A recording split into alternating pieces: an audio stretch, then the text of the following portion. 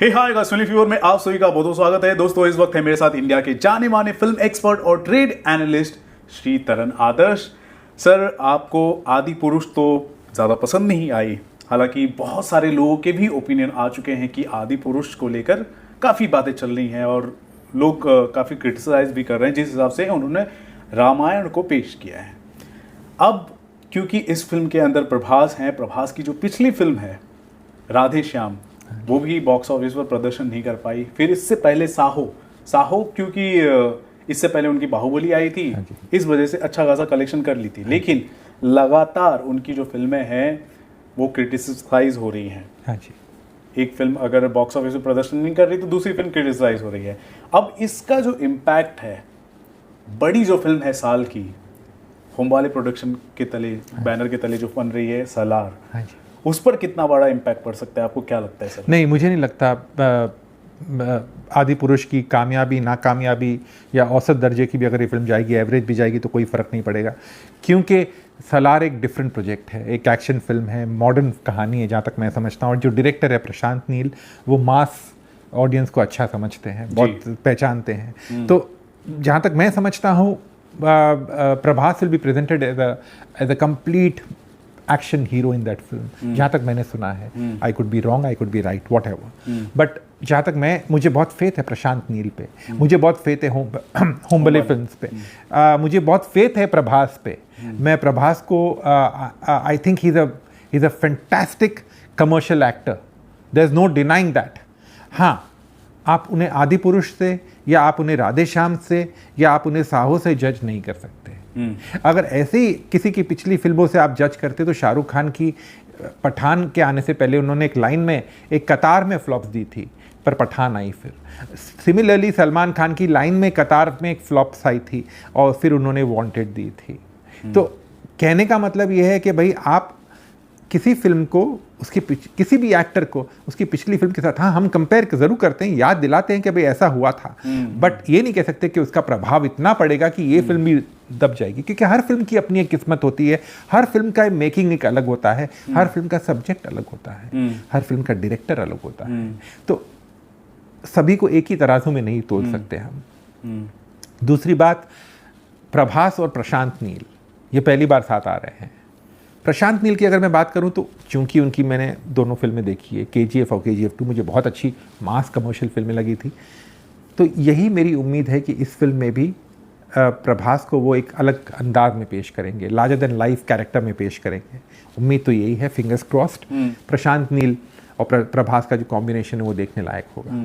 चलिए, ठीक है, ये अलग अलग फिल्में होती है, अलग अलग प्रोजेक्ट्स होते हैं। हाँ जी। और हर फिल्म का एक अपना अलग डेस्टिनी होता है। हाँ, तो हम फिल्म के हिसाब से हम देखेंगे। हाँ जी। लेकिन उन फिल्मों में जो लीड एक्टर्स होते हैं, बड़ी जिम्मेदारी होती है उनके ऊपर। हाँ, क्योंकि उनके चेहरे से ही फिल्मों का व्यापार भी होता है। हाँ जी। अब एक एक्टर होने के नाते क्या एक प्रेशर हो सकता है प्रभास के ऊपर कि इस फिल्म को लेकर एक क्रिटिसिज्म मिल रहा है और पिछली फिल्म मेरी उतनी अच्छी कमाल नहीं कर पाई बॉक्स ऑफिस पर, तो अगली फिल्म जो आ रही है उससे रिलेटेड कोई एक प्रेशर हो सकता है? बिल्कुल, हर एक्टर पे होता है, और ये मैंने बहुत साल पहले भी देखा है। और ये जो प्रेशर है कितना इम्पैक्ट भी करता है उनको, मैं आपको बताऊं, मैंने जब शुरुआत की थी तब राजेश खन्ना का दौर चल रहा था, अमिताभ बच्चन का दौर चल रहा था, उन पर भी प्रेशर होता था to deliver. You know why?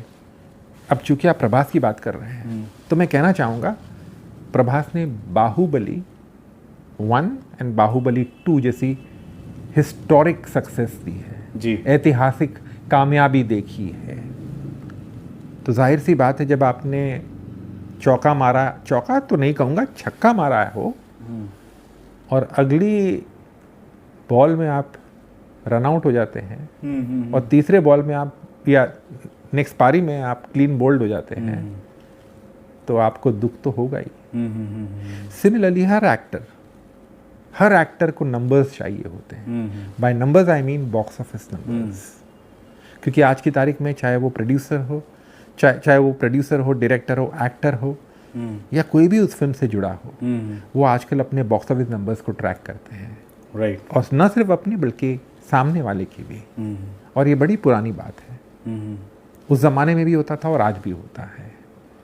तो चाहे वो प्रभास हो, चूँकि आप प्रभास की बात कर रहे हैं, तो डेफिनेटली उन पे प्रेशर होगा। प्रेशर ये होगा कि he has to deliver a big hit, he has to deliver a good film and he has to deliver numbers, but hit और फ्लॉप ये पूरा प्रभास के हाथ में नहीं है। चलिए ठीक है, ये मैंने एक पर्टिकुलर आर्टिस्ट के पर्सपेक्टिव से मैंने पूछा है, एक एक्टर के पर्सपेक्टिव से पूछा है। अब मैं इंडियन सिनेमा में इंडस्ट्रीज के पर्सपेक्टिव से भी पूछना चाहूँगा। अब दो इंडस्ट्री के लोग एक साथ जुड़े जाते हैं और वही फिल्म नहीं चल पाती, ठीक है, हाँ जी। मान लीजिए, तो एक साथ दोनों इंडस्ट्री पर प्रभाव पड़ता है या फिर कुछ अलग ही होता है? आपको देखिए, जब एक फिल्म नहीं चलती तो सबको इफेक्ट होता है, स्पेशली उन फिल्मों में जहाँ पर दोनों का कोलैबोरेशन रहा हो, दो इंडस्ट्रीज का कोलैबोरेशन रहा हो, तो बिल्कुल। वहाँ की रेस्पेक्टिव जो ऑडियंस जो होती है, हाँ, वो किस अब देखिए, हिसाब से? अभी मैं आपको बताऊं, जब जितेंद्र साहब ने साउथ की रीमेक्स में काम करना शुरू किया था, स्टार्टिंग विथ हिम्मत वाला, मैं 1980s की बात कर रहा हूँ, तो हिम्मत वाला जब उन्होंने शुरू की थी तब वो जितेंद्र मुंबई के थे, और जो बना रहे थे, उससे प्रोड्यूस कर रहे थे वो पद्मालय, जो महेश बाबू की जो पिताजी हैं, जी जी, कृष्णा, वो प्रेजेंटेशन कर रहे थे। श्रीदेवी वहाँ की जो हीरोइन थी वो इस फिल्म में इंट्रोड्यूस की गई थी, हिम्मत वाला में। तो जब वो फिल्म चलती है तो दोनों इंडस्ट्रीज को फायदा हुआ था, और ऑडियंस के नज़र में क्रेडिबिलिटी भी बन जाती है। और क्या होता है कि आप चूंकि प्रोड्यूसर, और वो एक रीमेक थी, और उसके बाद उन्होंने कई फिल्मों में साथ में काम किया, और जितेंद्र और पद्मालय का जो कॉम्बिनेशन था काफ़ी देर तक चला, और ऐसे कई और प्रोडक्शन हाउसेस थे, ए पूर्णचंद्र राव, या उससे पहले बी नागी रेड्डी, एल.वी. प्रसाद साहब, ये, या AVM स्टूडियोज़, ये बहुत बेहतरीन फिल्में बनाते थे, बहुत अच्छी फिल्में बनाते थे हमारे हिंदी एक्टर्स को लेकर, और ये कोलैबोरेशन बहुत पुराना है और दोनों इंडस्ट्रीज़ को फ़ायदा होता था।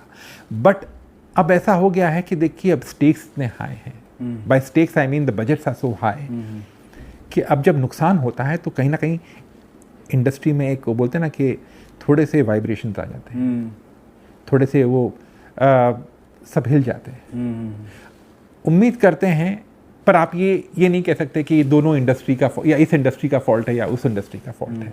हाँ, जब एक फिल्म नहीं चलती तो भाई जो उसका जो श्रेय है, शायद कहूँ, या चलती है तो सबको जाता है, और नहीं चलती तो भी सबको जाता है ऑब्वियसली। तो किसी एक व्यक्ति पे या किसी एक इंडिविजुअल पे या किसी एक पर्सनालिटी पे आप ब्लेम नहीं कर सकते कि भाई इसकी वजह से नहीं चली या उसकी वजह से।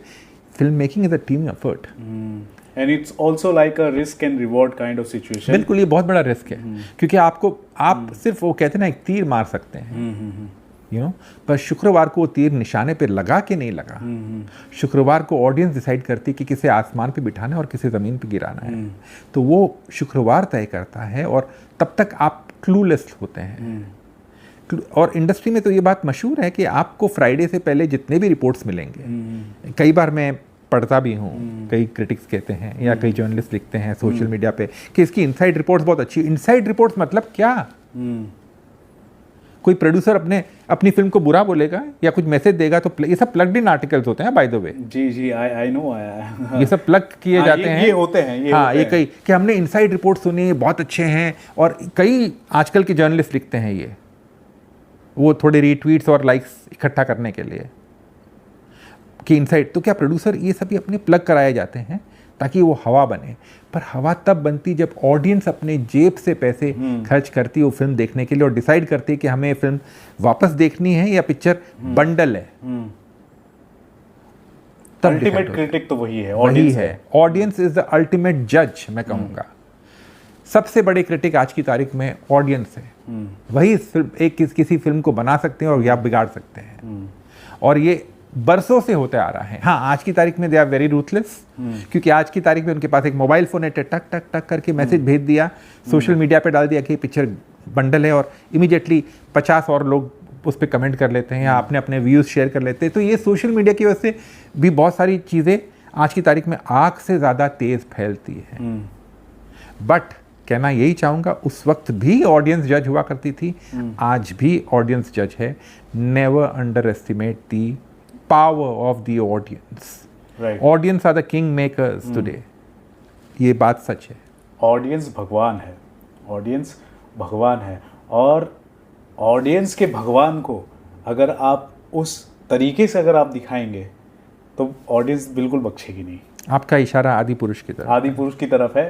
सो चलिए ठीक है, अब आदि पुरुष ने जिस हिसाब से भी प्रदर्शन किया है या कर रही है वो बात की बात है, लेकिन हम ये उम्मीद करते हैं कि सलार को लेकर एक नई उमंग और नए जोश के साथ फिल्म जो आएगी तो एक अच्छा एक प्रेजेंटेशन देगी ऑडियंस के सामने और ऑडियंस उसे सराहेगी भी।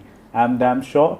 सो गाइस, आप क्या कहना चाहते हैं सलार को लेकर? सलार पर इसलिए चर्चा की जा रही है क्योंकि हाल ही में प्रभास की जो फिल्म है आदि पुरुष वो आ चुकी है, लेकिन इस फिल्म को लेकर काफ़ी क्रिटिसिज्म चल रहा है।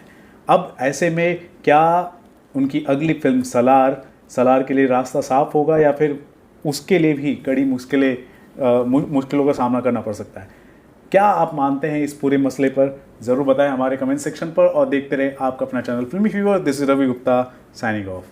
Thank you.